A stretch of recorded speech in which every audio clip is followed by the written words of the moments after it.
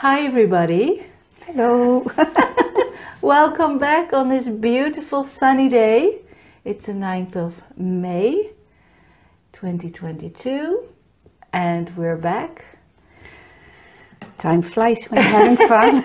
Time flies. And well, when you're here for the first time, my name is Pepine van den Berg. I'm here with Myoki. We are Dutch. So excuse us if we can't find some words or we we black out a little bit, but that's because English is not our first language. And we've been on a small journey together. Every month we have our conversation, and every time we see each other we discuss what we are going to talk about. In our last videos we talked a lot about creativity and how it helped us dealing with restrictions, with not being able to travel or not going out as much, being inside a lot, and with these restrictions lifted now for a couple of weeks. And I feel the same way. Our creativity has come more to the surface. And you started writing first, but now you have discovered, well, the mandala came back into your life. Mm-hmm. As you can see here, Myoki does. She embroiders mandalas, which I heard from for the first time. I didn't know you could embroider them. I only know that you can color them, draw them and color them. But how did the mandala came into your life for the first time? How did... Oh, this has been quite a journey. Mm-hmm. And I've never heard of them before, but I was following a course, and I think I was about 28 maybe. Something like that, and I was following a course, and when we had a pause I saw someone working on a mandala, and it looked so nice and peaceful. Yeah. To see that woman needle pointing a mandala, that I sat next to her and she explained what it was and how it's done. Mm-hmm. So your first experience with the mandala was with needlepoint? Yeah. Oh, okay. Yeah, that was the first. Uh-huh. So she explained to me what it was and how how you make a mandala. Mm-hmm. And then I started experimenting myself. Mm-hmm.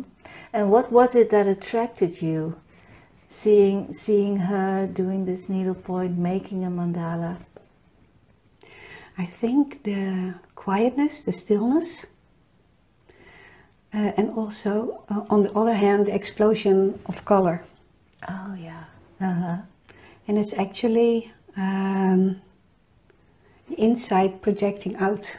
Mm-hmm. on paper or in crocheting or with embroidery. Mm-hmm.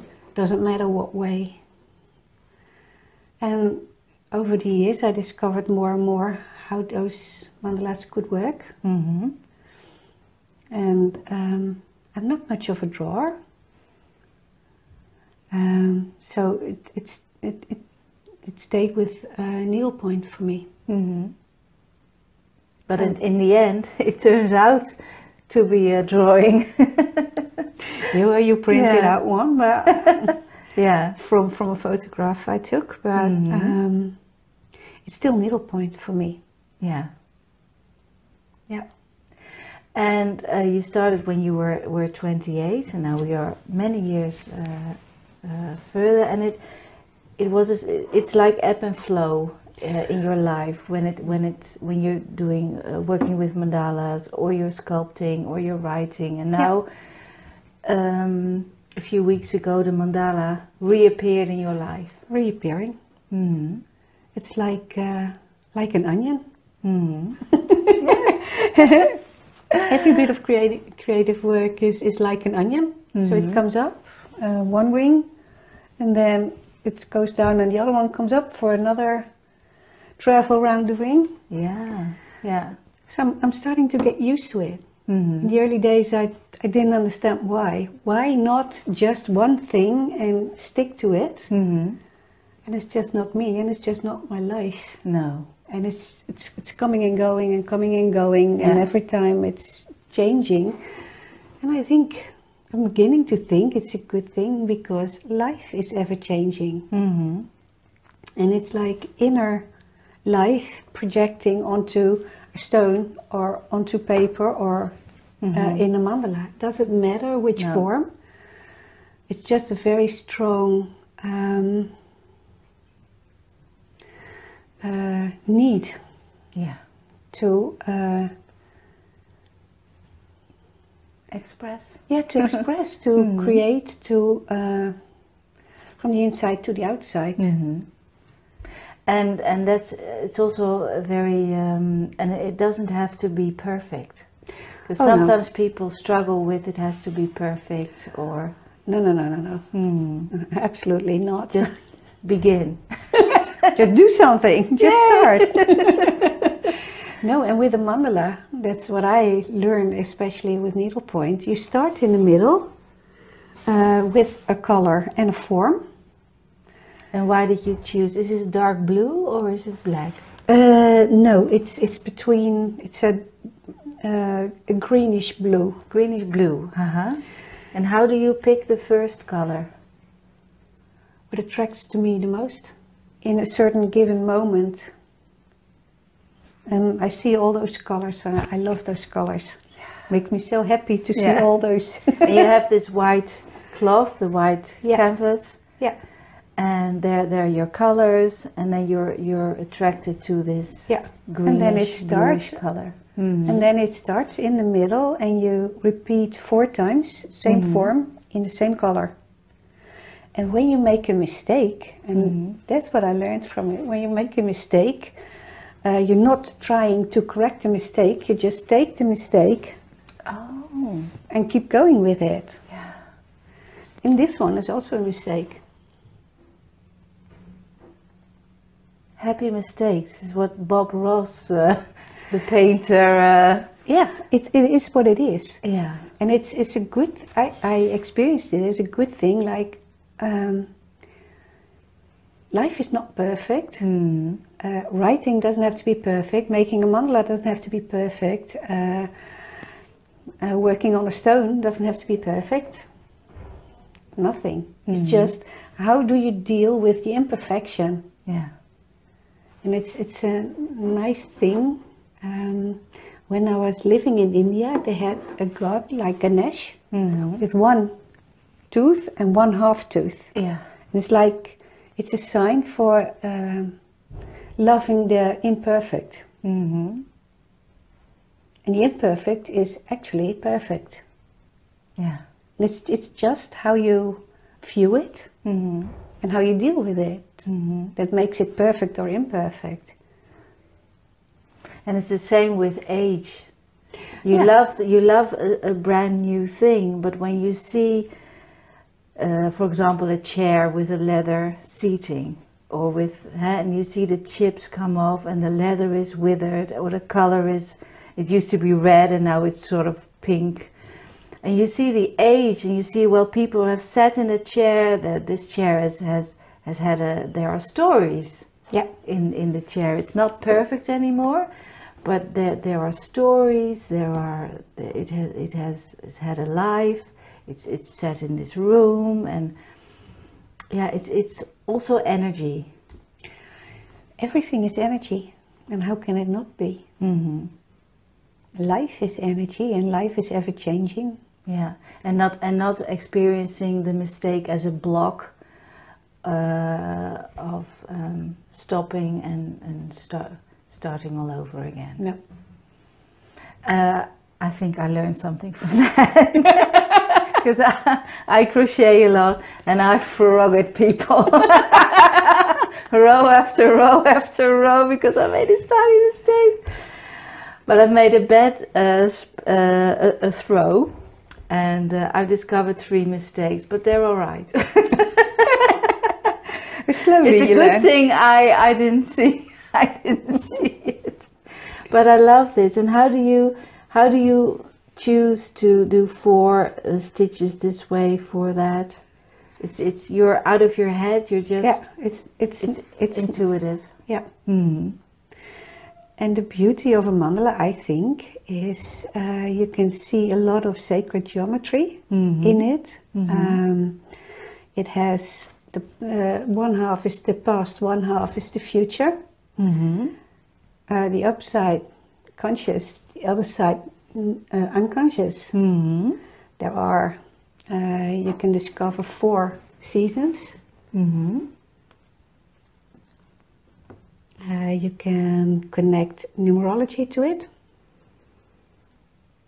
There's a lot you can learn of just doing something. Yeah. Yeah.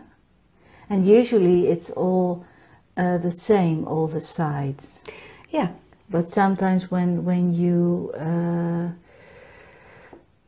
want to have something else on the top, that means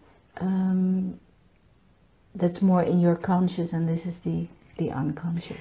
Yeah. Well, you see, well, there are this arrow is facing this way, and here it's facing that way. I see little differences. Yeah. And And sometimes this is up and this is down.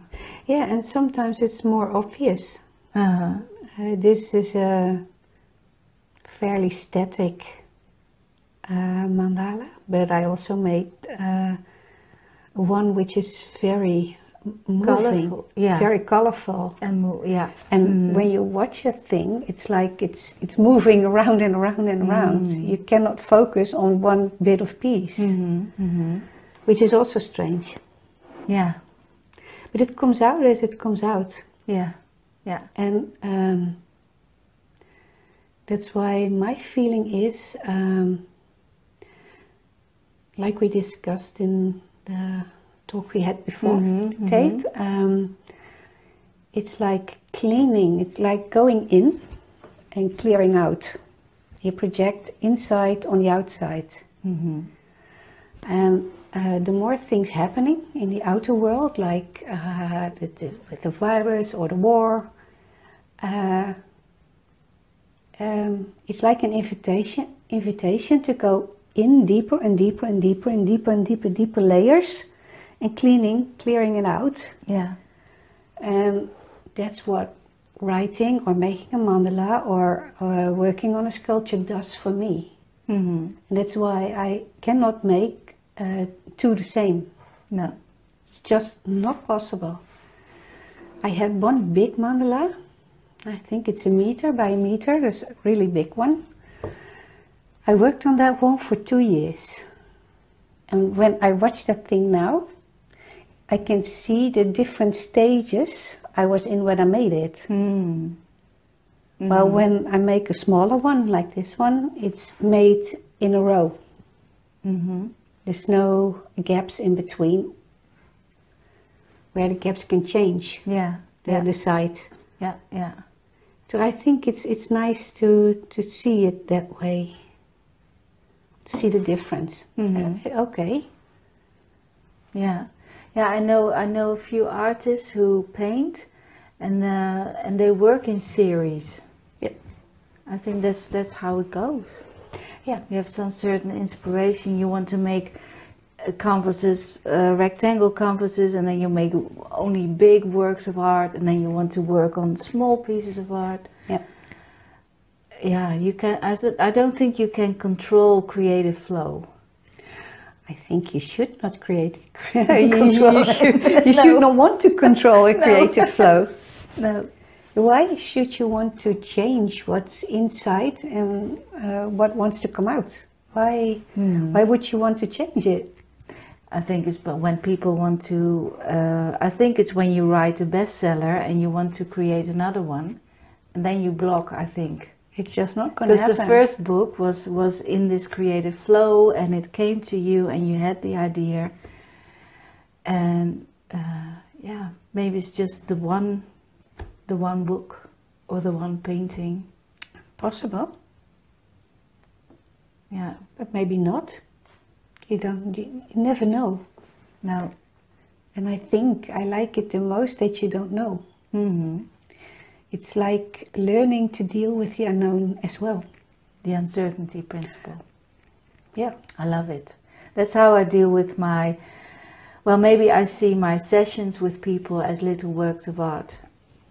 They are. Yeah, like there's the uncertainty. I'm not going to control the situation. I'm not going to try to steer them this way or that way. Everything is okay, and we'll see what happens. And it takes guts to do that. Life takes guts anyway. Yeah. No. Yeah. Life takes guts. Yeah. She has the words on her arm. Yeah, when they took my guts out. Oh. I had it tattooed like life takes guts. Wow. Yeah, it does. But it also, amor fati, loving your faith. Mm. And you cannot go beyond your faith. No. That's what I discover more and more. It is Your faith or fate? faith. Oh, your faith. No, excuse me, faith. Yeah. Confused. No, faith is loving your faith. You came to this earth with a certain thing you need to do. Yeah. That's my belief. Mm-hmm. And when you start doing what you came to do here, it starts flowing. Mm-hmm. And when you go outside of that path, it's not, there's no flow anymore.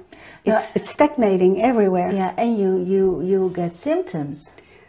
I think every symptom of pain, of fatigue, of headache, or even breaking a leg or something, says you're not on your right path. You haven't. You're not on your mission. Yeah. That's more and more what I discover. Just by doing it keeps me sane in this mad world. Yeah, that was the greatest discovery of these last 2 years in the pandemic. Coming back to myself, coming back to being creative in a small space. You can travel on a piece of paper with your pen. Yeah, writing is like painting with words. And those morning pages where we talked about before, it doesn't have to be good. It has your language doesn't have to be perfect. Nothing has to be perfect. It's just bring on a flow. Yeah. And maybe when you read it back after a certain amount of time, you can see a red thread. Yeah. Hey, this is a theme I'm in right now. Yeah. And what is also possible is that it frees up a way to make other things, or to get a different viewpoint, or whatever. I love writing the morning pages. Yeah. I still have to begin, right? But I do go on artist dates. And I don't do the artist dates, and I do write. So together, we'll complement each other. Yeah, but I guess that's how it works. And it doesn't have to be nice. You don't have to. The opinions of somebody else doesn't matter. It's your creative project. It's your life project, actually.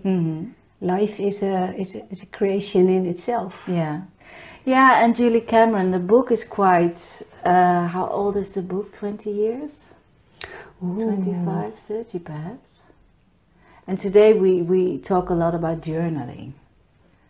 Yeah. About writing journals, or with your bullet journal. Yeah. So there's a whole new rise of journaling. Yeah, That too. Mm-hmm. And what I think many people learned during the pandemic, during the times they were locked up, they learned what it meant to be on this 1 square meter Mm-hmm. and dealing with whatever came up. Yeah. And for me, it's a natural thing. I don't need a lot of space. No. So I've been writing as long as I can remember. Ever since I was a little girl, I was writing in my diary. Yeah. And also with making a mandala, I only need 1 square meter where I can have my cloth and the colors and a needle, and I don't need a villa to create. No. No. And that's perhaps very good to remember. What did you like when you were a child? Like doing? Mm-hmm. Yeah. And go back to that experience. Yeah. And my mom used to say, and my dad also lately, oh, when you were a little girl, you always made little things. Oh. And I think it's true. Mm-hmm. I don't have that image very clearly in my head, but when I see it now, it doesn't cost me a lot of trouble to make little things. Mm-hmm. But those big things are a totally different story. Like with this big mandala, and you can see the faces. Yeah. Well, you have to. Little things are easier to finish. That's my personal experience. That too. I'm soon going to go with a new piece of cloth from 90 centimeters by 90. And I'm thinking, do I want to make one? And then I have the image of, oh my God, no, it's going to take me 2 years. It's going to take me another 2 years, and maybe... Yeah, you can make tiles. Yeah. Small squares. Yeah. Yeah, a mosaic. Yeah. Mm. That was my other inspiration. I was thinking, wait, for one or the other it's going to come. Yeah. One big one or the small tiles, and we'll see. I don't know. Cloth is there. Yeah. Colors That's are there. a start. Needle is there. I don't know what's coming out of it. I don't know what's coming out of it yet. Yeah. Just let it grow. Yeah, my grandmother used to do cross stitch. I know how to do it too. How does the back look when you turn it around?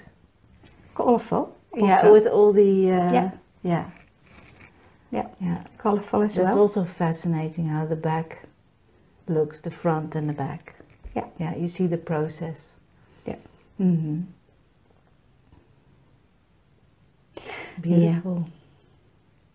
Yeah. I see a lot of 4s in the 4 and 2.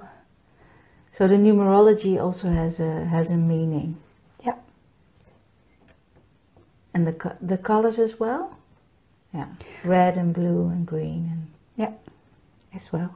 Mm-hmm. So red is more earth and blue is more air. Is that the idea? Could be. And yellow the sun. Yeah, but yellow is also can also say yellow is the second chakra. Third. Oh. Third. Yeah. Yeah. So all the red, orange, and the yellow. Yeah. The earth. Mm-hmm. And the others colors going up. Mm-hmm. Yep.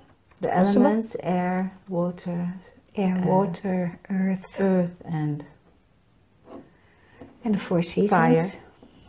Fire is also then the 4 seasons. Yeah. So there's people can. There are people. I don't know how to do it, but there are people who can read drawings and also mandalas. Mm-hmm. And they can say in what phase of a process you are. Mm-hmm. Also very interesting.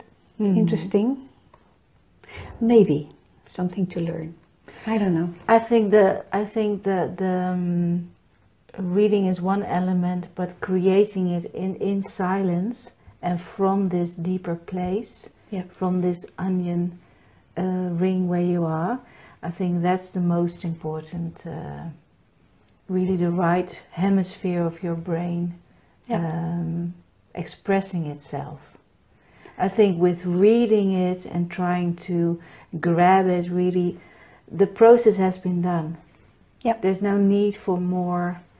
I think that's more a mental approach. Yep. And sometimes people need this a confirmation to well, tell me where I am, but you are the only one who knows where you are. Yeah. And what I started doing, I started a few days ago actually, to write the morning pages, which I was doing for a longer period of time, but at the end of the day, drawing a mandala, I can't draw. So it's a bit childlike, but I like doing it. So, okay, making a small mandala, drawing it, and put a few words with it. So that was a theme of the day, and to finish the day as well. So we have a clear start and a clear cut. Now it's time to sleep. Yeah. And everything can happen in between those two moments actually. Yeah. Yeah. Wow. So maybe, you know, maybe after a year I can say, oh, that was the process.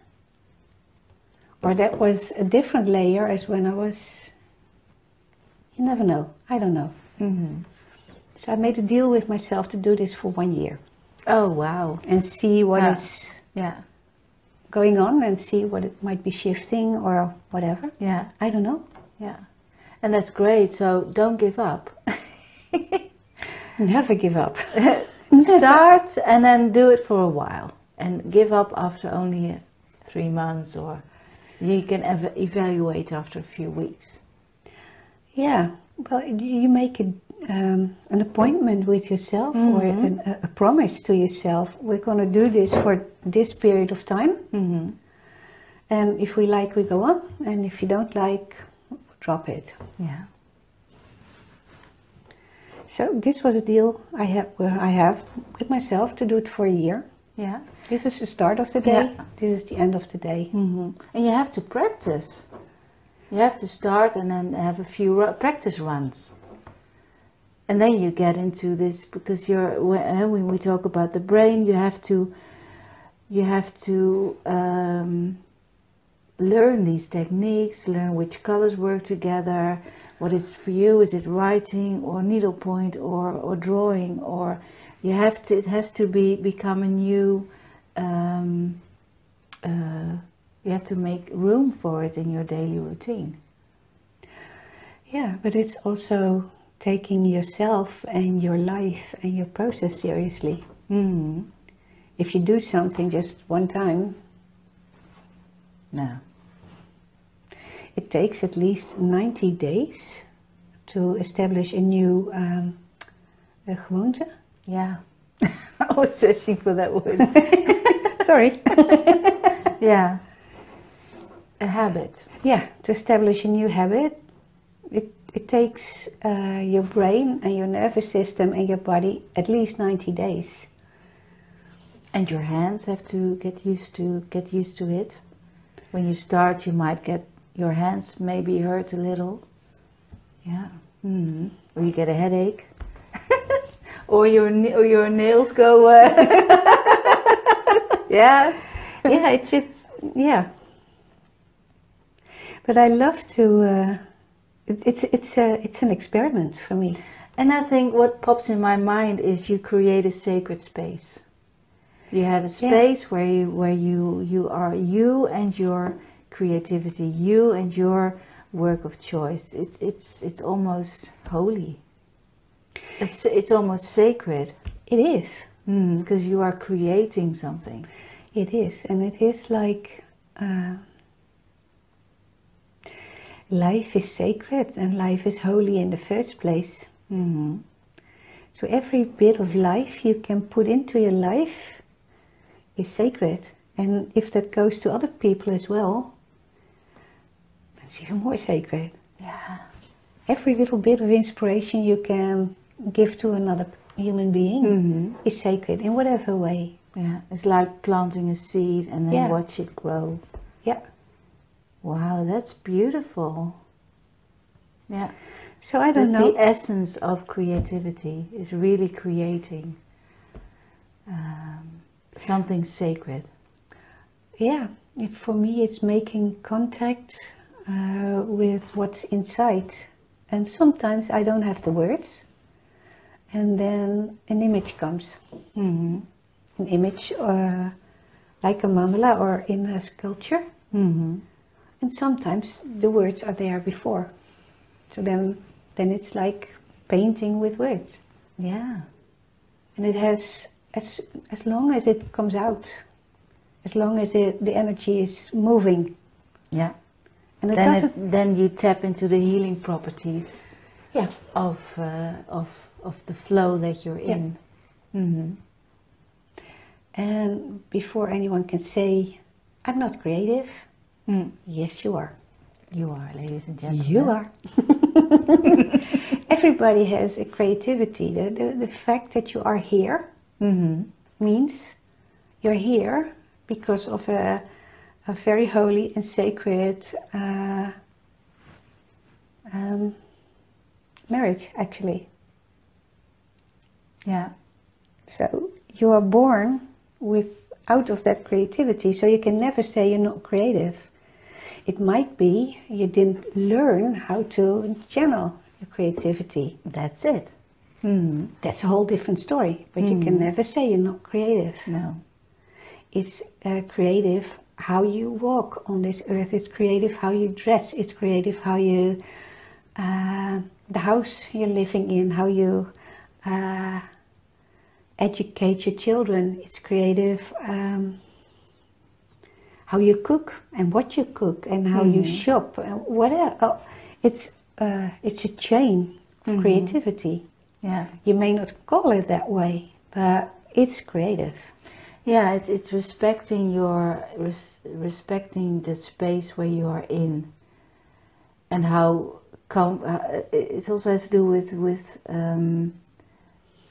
the how comfortable you want to live, how beautiful you want it to make, how clean it is, or yeah.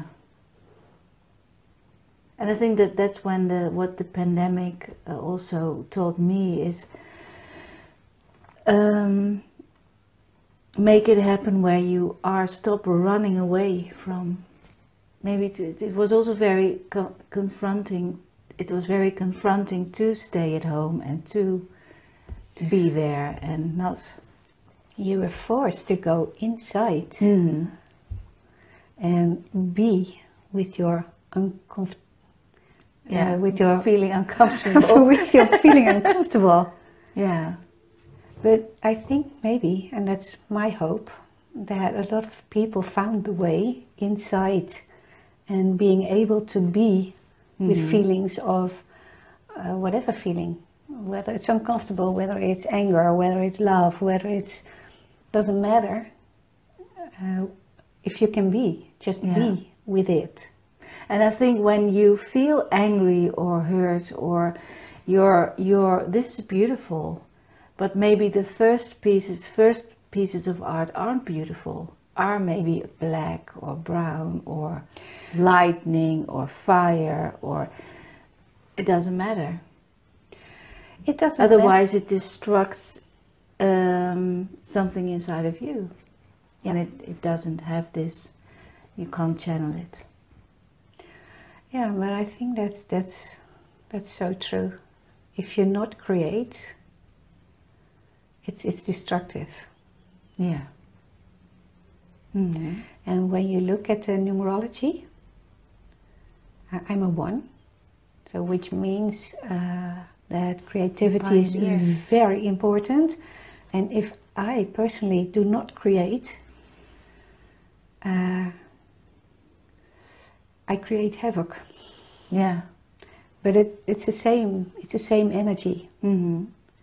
So there's always a choice whether how you want to express, how you want to express it. You can make a mandala when you're out in nature with the leaves you find, or